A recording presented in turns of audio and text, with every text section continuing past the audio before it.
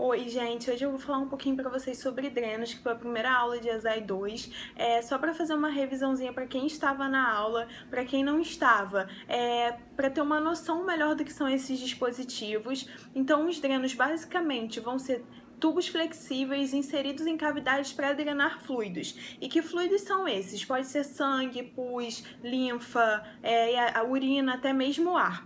Eles são inseridos durante o momento cirúrgico por uma incisão separada da incisão cirúrgica que se chama lancetada próxima ao sítio cirúrgico. E esses drenos podem ou não ser suturados à pele do paciente. Eles podem ser classificados quanto estrutura, material, forma de ação e sistema de drenagem. Quanto à estrutura, ele pode ser laminar e tubular. O laminar ele vai ser normalmente utilizado em inserções mais superficiais e com menor volume para ser drenado. É o caso do dreno de Penrose.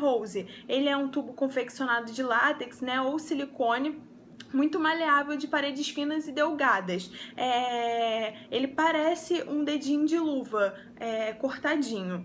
O tubular ele já vai ser utilizado em feridas mais profundas, com uma maior profundidade e com drenagem de maior volume e maior viscosidade. Ele pode ser confeccionado de borracha, látex, plástico, polivinil, siliconizado e também de silicone. É a forma da maioria dos drenos que vocês vão encontrar na CCF, e eles podem drenar por gravitação ou então por sucção. Aspiração. Um exemplo são os drenos de tórax. Por material, eles podem ser de borracha, látex, por exemplo, e é importante que, se o paciente for fazer uso de um dreno de látex, pergunte a ele se ele tem alergia a látex. Se ele não souber responder se ele tem alergia a látex, é importante você perguntar se ele, por exemplo, tem alergia a banana e kiwi. Caso ele tenha alergia a esses alimentos, é provável que ele tenha alergia ao látex também.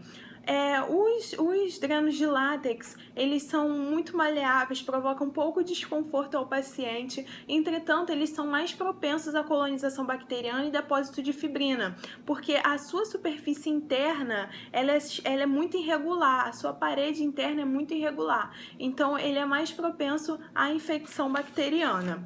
Já outro tipo de material de dreno é o de polietileno. Ele é um material plástico, pouco irritante, a extremidade dele é multifenestrado, que é muito legal, porque se uma extremidade não tem multifenestras, ela pode entupir e aí o dreno perde a sua função. Com essa extremidade multifenestrada, se uma entope, as outras, o dreno não vai perder essa função dele de drenagem. Geralmente, esse dreno de polietileno é radiopaco, que também é muito legal, porque se ele ao ser colocado, a gente, através do raio-x, consegue ver a posição, a localização desse dreno. E esse dreno, ele permite a saída por gravitação e aspiração também. O dreno de silicone, ele é muito flexível, é biocompatível com o organismo, está muito menos relacionado à colonização bacteriana, só que ele é muito mais caro. Por formas de ação, o dreno pode ser gravitacional. O dreno gravitacional, ele é utilizado de que forma? Ele vai ter um catéter de grosso calibre que vai ser inserido nessa cavidade, e a extremidade externa vai ser acoplada, conectada a uma bolsa ou coletor. E esses coletores vão ser colocados abaixo da inserção do dreno, abaixo do nível que se deseja evacuar.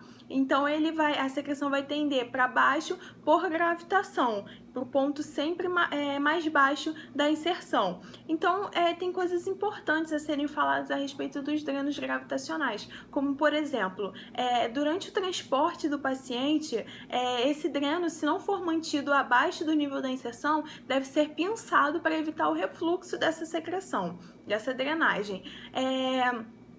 Durante a mobilização do paciente no leito, por exemplo, toma muito cuidado para que esse dreno não fique agarrado em algum lugar, etc.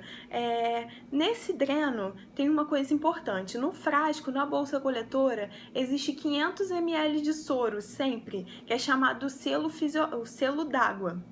E esse selo d'água, ele é importante para fazer a oscilação do dreno, que é a subida e descida desse selo d'água no chicote do dreno, que é a parte tubular, né, do dreno, a subida e descida desse selo d'água no chicote do dreno durante a inspiração e a expiração do paciente. Isso é importante para que o paciente não tenha um quadro de pneumotórax e para que esse paciente não tenha escape aéreo pelo dreno. Então, a oscilação do dreno tem que estar sempre presente.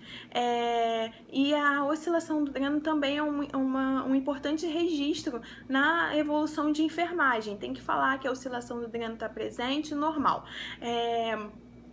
Esse selo d'água, esses 500 ml de soro, ele deve ser trocado de 12 em 12 horas. E aí, nesse caso, como eu troco esse selo d'água?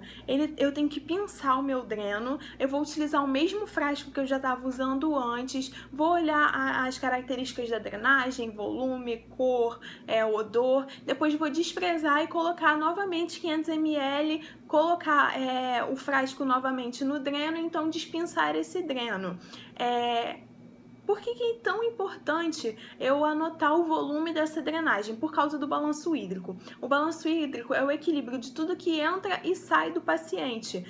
E no caso, a drenagem é uma das coisas que sai desse paciente. E é importante lembrar também que, se eu drenei 800 ml, eu tenho que retirar os 500 ml do dreno na hora de fazer o balanço hídrico. Ou seja, se eu drenei 800 ml, na verdade eu só drenei 300 ml, porque eu retiro os 500 do selo d'água. Outra forma é de aspiração. E aí nós temos, por exemplo, o Jackson Pratt, que ele tem uma tensão menor, e o Hemovac, que tem uma tensão maior. Esses drenos, eles têm que ser utilizados em cavidades mais profundas, com maior volume de líquido. Por quê? Porque por causa da forma como eles funcionam. E como eles funcionam? O dreno, a sua extremidade externa vai estar ligada a um reservatório que contém um orifício para saída de ar.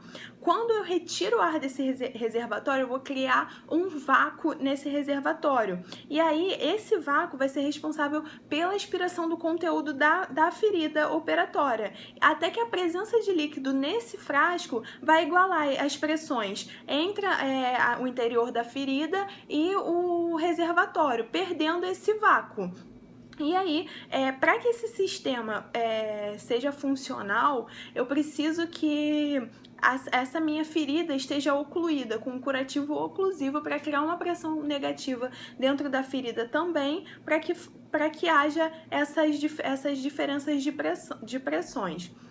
Outra coisa, então, como eu estava falando antes, por que esse tipo de dreno tem que ser utilizado numa ferida de maior profundidade com maior volume de fluido? Porque por causa desse vácuo, dessa pressão que esse tipo de dreno faz, se a ferida é muito superficial, com pouca drenagem, a extremidade multifenestrada do dreno vai colabar, o tecido vai colabar nessa extremidade multifenestrada do dreno, e não é isso que a gente quer.